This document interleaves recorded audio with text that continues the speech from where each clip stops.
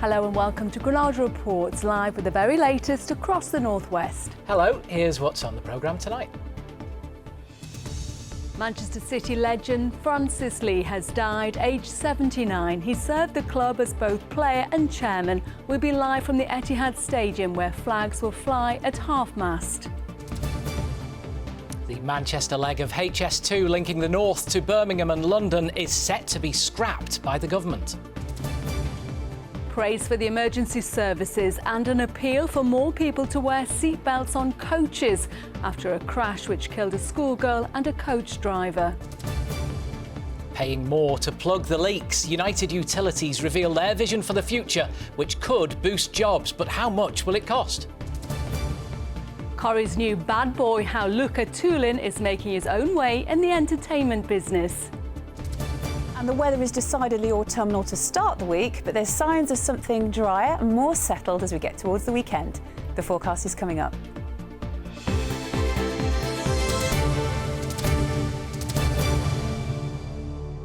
But first, to some sad news to start this evening. Manchester City has announced the death of one of their greats, Francis Lee, who was 79. Yes, Franny, as he was affectionately known, scored 148 goals for the club, winning the First Division, FA Cup, League Cup and a European Cup Winners' Cup before taking over as chairman for a spell back in 1994. Yes, what a career, and his family announced he'd passed away in the early hours of this morning after suffering from cancer for some time. We can cross live now to our sports correspondent David Chisnall, who's at the Etihad Stadium for us. David, what's the reaction been there tonight? Well, Chris, the flags are flying at half-mast here at Manchester City Stadium this evening in tribute to one of their greatest ever players. You know, Francis Lee is a hero to so many here for all that he achieved with the club back in the 1960s and the 70s. You know, alongside the greats, the likes of Colin Bell and Mike Summerby, he was a key man, one of the great players that helped them win trophies both at home and abroad. During his 8 years with the club, he won the league title, the FA Cup, the League Cup and a European Cup Winners' Cup. As well as that, he was also the chairman for 4 years during the 90s, although it's his time as a player that fans will remember him most fondly for here. Well, the sad news of his death at the age of 79 after a long battle with cancer came today when Manchester City released a statement. In it, they said, "It is with the deepest sadness and heaviest of hearts we announce the passing of former Manchester City player and chairman Francis Lee, aged 79. A club legend in every sense, Francis made 330 appearances for City, scoring 148 goals. His wife Jill and children Charlotte, Johnny and Nick say he will be sorely missed and would like to thank everyone for their kind words." Well, Francis Lee also played for Bolton, and they too have released a statement today. They say all at Bolton Wanderers are saddened to learn of the passing of former forward Francis Lee. The thoughts of everyone at the club are with Francis's family, friends and loved ones at this difficult time. Well, earlier today I spoke to Francis's former City teammate Joe Corrigan. He described him as a truly great player and a great person as well. And Ricky Hatton, former boxing world champion, he's a huge Manchester City fan. He's also been on social media today to say that he is so saddened to hear of the passing of Francis Lee. What a legend of a footballer and a man in general. Never did a man love our club more than this man. Well, earlier this year, Manchester City announced that they had commissioned a statue of Francis Lee to be put up outside the stadium to pay tribute to him. They say more tributes will follow as well, as they pay honour to a player and a person who will forever be remembered here. OK, David, at the Etihad, thank you. Well, as you say, more tributes are expected to pour in from all over the world of football. We'll have the latest on our website. That's itv.com/Granada. One of the greats, Manchester City legend Francis Lee, who's died at the age of 79. Well, next tonight, ITV News understands that plans for the northern leg of HS2 linking Manchester to Birmingham and London are to be scrapped by the government. The Conservatives are in Manchester for their party conference, but it now seems HS2 will never make it this far north. Both the Prime Minister and the Chancellor have consistently refused to admit publicly they're ditching the multi-billion-pound rail link. Yes, the conference is being held at Manchester Central itself, a former railway station, of course. How ironic. We'll chat live to our political correspondent, Andrew Misra, in just a moment after this report. Manchester Central opened in 1880 and became one of the North West's main train stations. This week, though, it's a place where nobody in government seems keen to talk about the railways. We've got spades in the ground on HS2 and we're cracking on with delivering it. We'll announce the decision on HS2 when it's been formally made. The overarching question, of course, will high-speed rail ever reach Manchester? I'm proud of what we Conservatives have done to support our railways. On his way to the conference platform earlier, the Transport Secretary Mark Harper was asked directly about HS2 by ITV News. Good morning. I'm looking forward to talking about my plan for drivers. Are you not going to tell people about HS2 at some point? Concentrating on my plan for drivers today. Thank you very much. Doesn't this show that the government isn't committed to levelling up? Mr. Harper. Mr. Very Harper, much you've been focusing on my about a speech year talking now. about plan for drivers. People don't know what's going on with HS2. When are you going to tell them? Mr. Harper, this isn't fair for people up in the north, is it? Doesn't it show your government isn't committed to levelling up?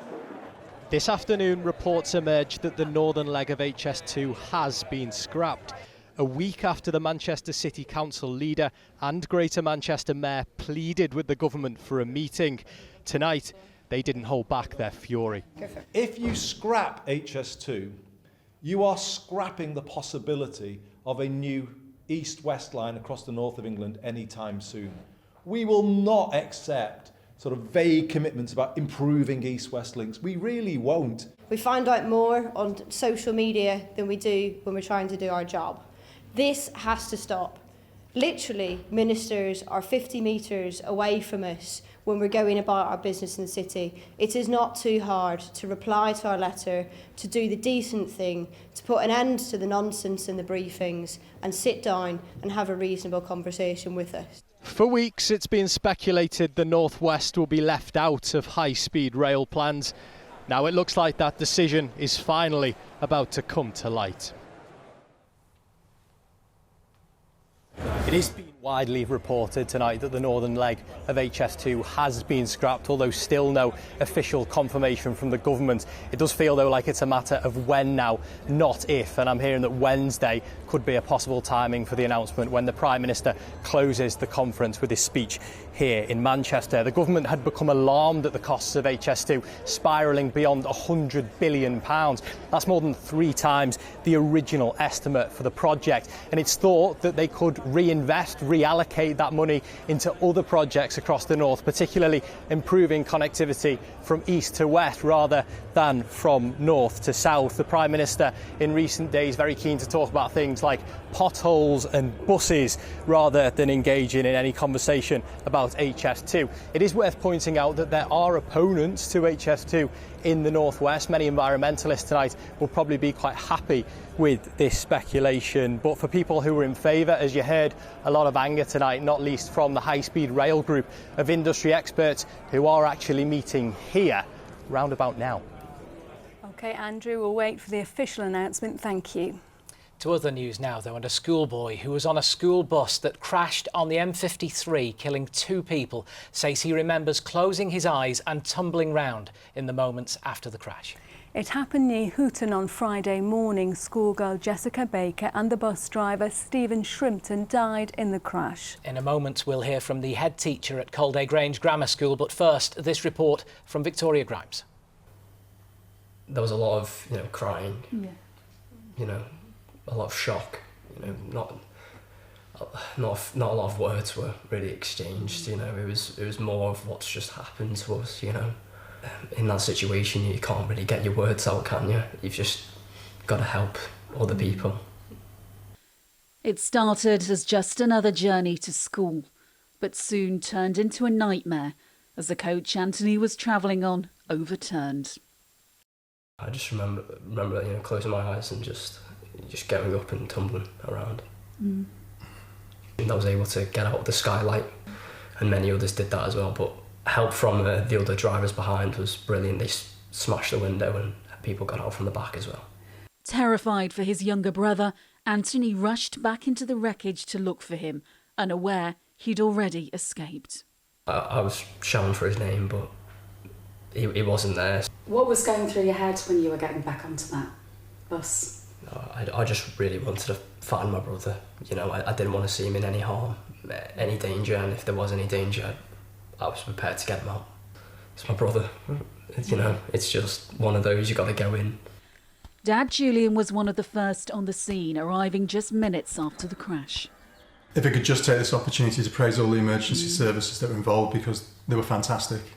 Obviously, my heart goes out to all those who've suffered horrendous loss as a result of all of this, but just feeling very lucky that my boys are safe and they're well and home with us.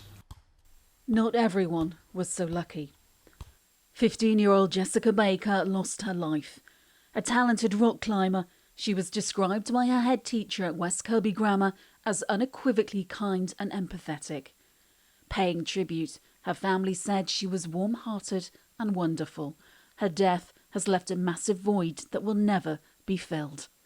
Bus driver Stephen Shrimpton was also killed. He was 40 and married with 2 young children.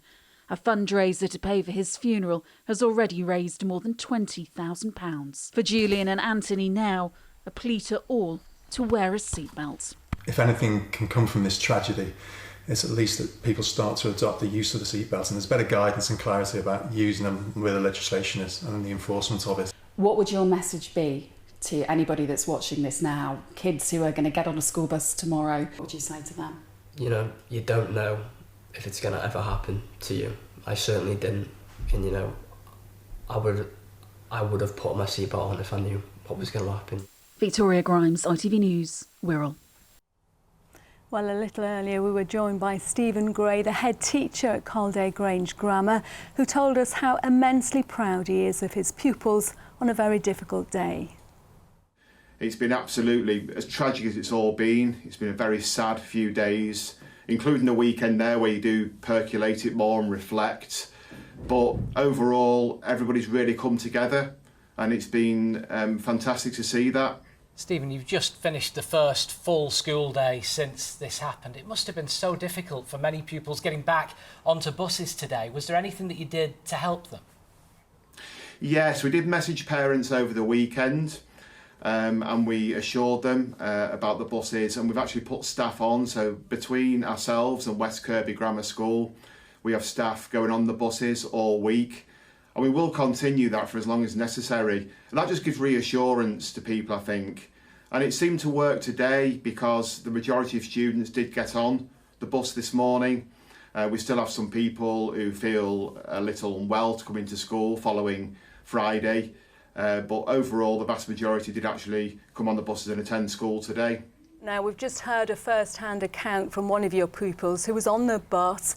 How concerned are you about the trauma this will have caused? Hugely concerned. I must say, though, the services that we have supporting us have been absolutely excellent.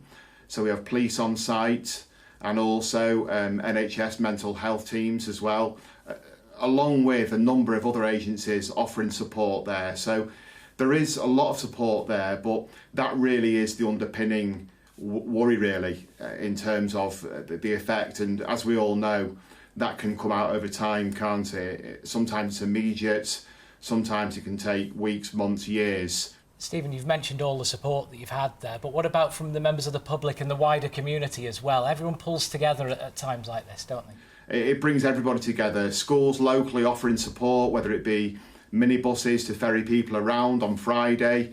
A local school offered staff to come on duty and do duties while our staff dealt with the incident, to cover lessons. It's been absolutely phenomenal, the support we've received, and from parents too. You know, former students, anybody associated with the school and this area, the local MPs. It's been absolutely magnificent, the support we've received. That's really great to hear. Stephen Gray, thanks for talking to us tonight. No problem, thank you. Well, next tonight, a man who detonated a bomb outside Liverpool Women's Hospital had a grievance against the British state because his asylum claim was rejected. Ahmad Al-Sweilman detonated the homemade device while in a taxi outside the hospital in November 2021. Today, police said no one else was involved in the attack and the Liverpool Women's was the intended target. We know that Al-Sweilman knew the city centre very well. He'd lived in the city for 6 years at that point. There's a lot of speculation at the time that he might have been trying to target the Anglican Cathedral, where there was a Remembrance Sunday event taking place, but there was no evidence whatsoever of that, and we think that his most likely target was the hospital itself, and that the device exploded prematurely as the taxi came to a stop. There's a warning tonight. Our water bills could rise by up to £156 to tackle pollution and sewage dumping in the region's waterways. Yes, United Utilities say the £13.7 billion project, which begins in 2025, will provide more jobs and boost the region's economy. But water companies have faced an angry backlash over their huge payments to shareholders and failing to fix leaks in its systems. So a lot's at stake. Tim Scott's been looking at what the plan means for us. Raw sewage pumped out untreated by United Utilities into the River Mersey at Stockport in 2020. This footage was taken by angler Matt Marlowe. I'd had such a lovely day. I'd caught some lovely fish, grayling, who love clean water. And then to be faced with this, it was shocking, and which is why I stopped and took the footage and the photographs. In 2022, United Utilities were the worst performing water company, with almost 70,000 untreated sewage discharges in the northwest. Today, though, the water company have announced plans for a £13.7 billion upgrade to their existing infrastructure, which they say will mean cleaner rivers and seas and help for customers struggling to pay bills. We're really pleased to be publishing a really ambitious plan for the North West. For example, we're going to be spending £3.1 billion to reduce spills from overflows by 60%. We're going to allocate £500 million to support customers who are struggling to pay their bills. And we're going to be supporting some 30,000 jobs across the region. The plans have been given a cautious welcome in some parts, but many still have reservations. Why, for example, will the water company not give data on just how much sewage they're dumping in our waterways?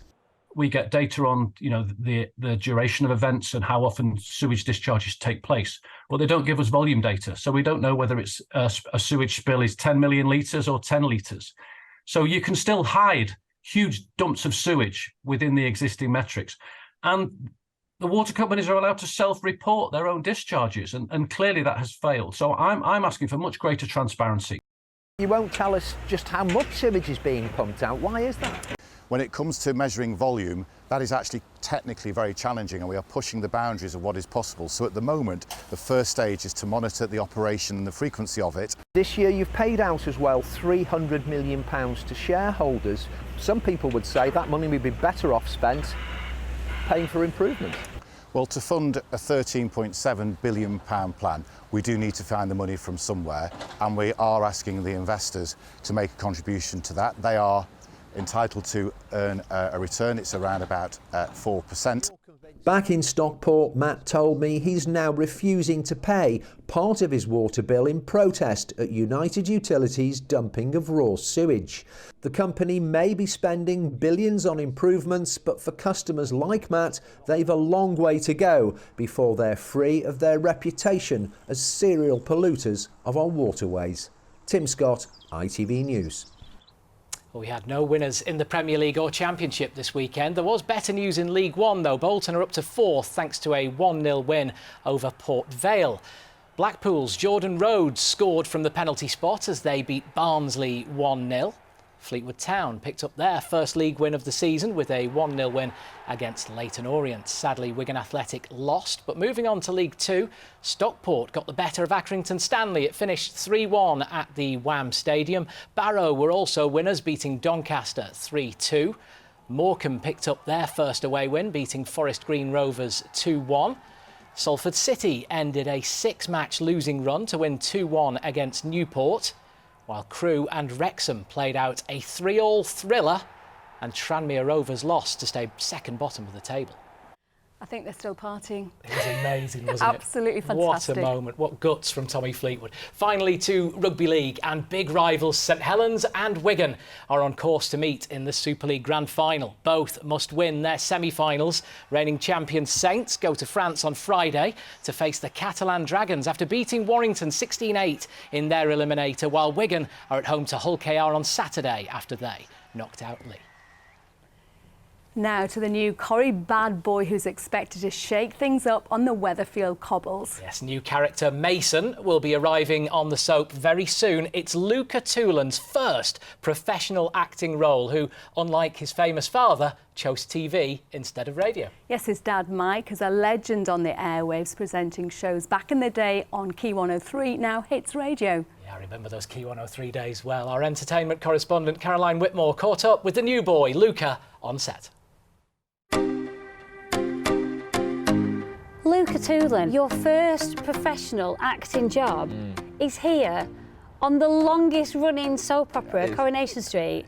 Yeah. It doesn't get much better than that, does it? No, it doesn't. And being a Manc as well, it's incredible. I feel so lucky. Who were you most nervous to meet? Has to have been Barbara Knox, Rita. She's the queen. She's the queen. And she's just turned 90 recently. I know. She looks incredible. I know, she does. I went to a party as well. Oh, I was did so you? excited. Oh, he's so showbiz. Your dad, Mike Toolan, who's on Hits Radio, has he given you any advice at all?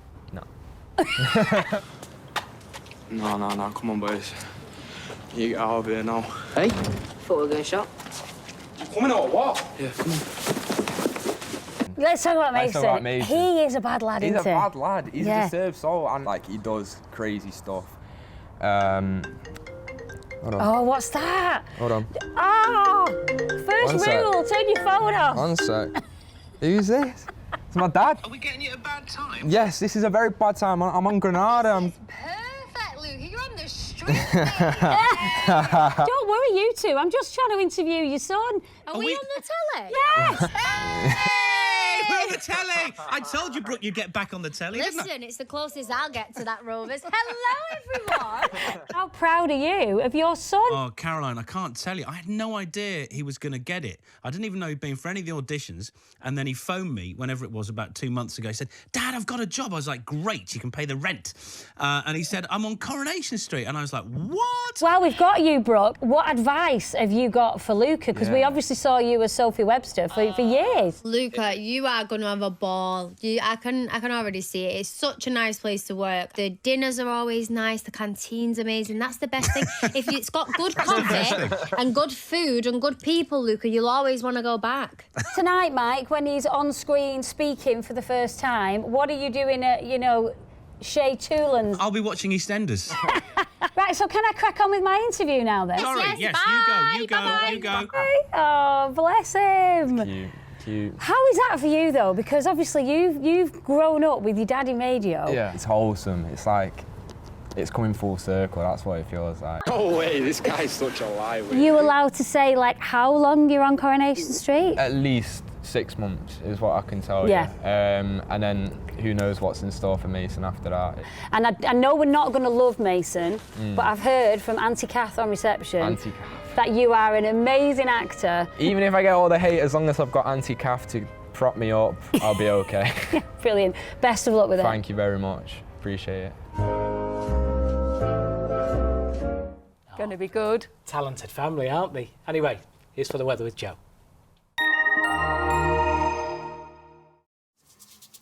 Mum, wet wipes, toilet or bin? Bin. Why? United Utilities sponsors ITV Granada weather. Thank you. Hello, a very good evening to you. Rather wet weather around for a time this evening, and tomorrow's set to be showery here in the northwest. After that, our weather will be settling down this week and temperatures are on the rise as we head into the weekend. Fluctuating colours on the contour sequence temperature-wise over the next few days, but in general, by Friday and into the weekend, a real feed of warm air from the continent is going to give us a pleasant few days, temperatures above average, and it will be dry. Back to the here and now, however, and this evening a spell of wet weather to come. It'll gradually ease off after midnight, but leaves behind lots of low cloud, damp conditions. Winds are falling quite light, and temperatures tonight won't fall away as low as they did last night when it got down to single figures. Most places at about 10 or 11 degrees, with some mistiness and a bit of hill fog in the Peak District and the Pennines before tomorrow morning. On to tomorrow. The sun is up at 7:15. It will set at around 6:45 tomorrow evening. Tuesday should start on a cloudy note for most of us with some mistiness and low clouds. Skies will brighten, But showers from the word go, feeding across the northwest through the day. 1 or 2 sharp ones, but as you can see, some drier slots as well. And out of the breeze, not feeling too bad. 16 or 17 Celsius isn't that great. And over the next few days, we'll begin to see temperatures improving on that. High pressure begins to build in as we go through the week, so it will settle down. Rather cloudy skies Wednesday and Thursday. But by the time we get to Friday and into the weekend, that feed of warm air truly making itself felt. So 19, 20 degrees with some sunshine to end the working week, and the weekend looking decent. Bye-bye. Cleaned up well. United Utilities sponsors ITV Granada weather. Did you catch that for the weather? A bit of Wigan for you at the end of the programme. Good night.